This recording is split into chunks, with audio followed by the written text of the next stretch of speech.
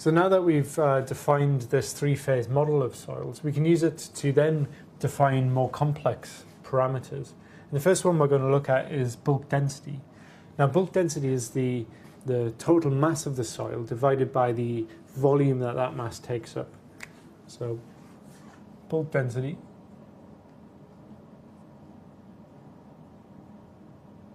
is often given the symbol rho. And that is equal to the total mass of the soil, so the mass of the solid plus the mass of the water. Remember, the mass of air is 0. So the mass of solid plus mass of water. And then divide that by the total volume of the soil. So in this case, it could be, we could just sum the volume of the solids, volume of water, and volume of air together. But just to simplify, we'll call that capital V, the total volume of the soil. So this is the bulk density of the material. Another useful parameter to define is the dry density.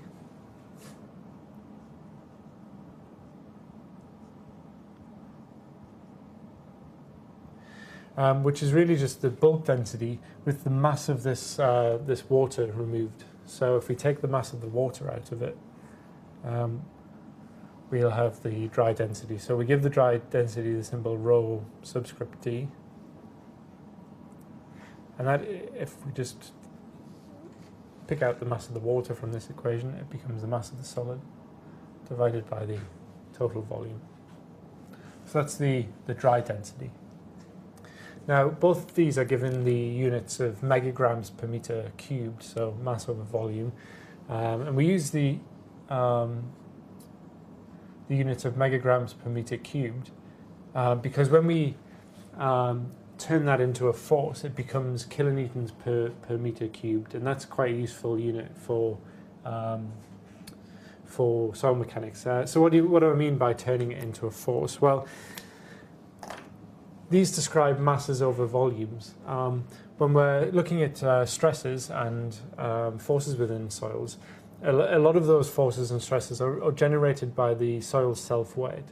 So it's quite useful to express this bulk density in terms of the weight of the soil.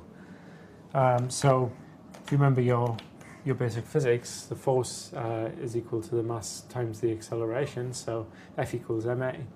So to turn this into a force value, we need to multiply it by an acceleration, and in this case it's the acceleration due to gravity. So if we take the bulk density and we multiply it by the acceleration due to gravity, we get a parameter called the unit weight, or gamma. So this is the unit weight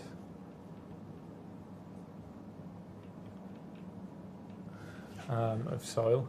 And we can also do the same thing for the dry density and get the dry unit weight.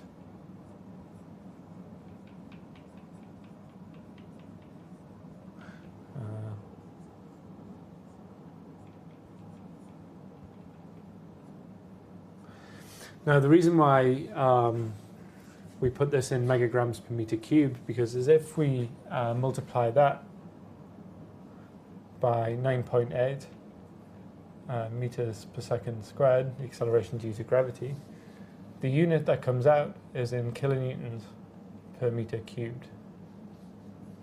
And that's for both the dry density and the dry unit weight and the unit weight.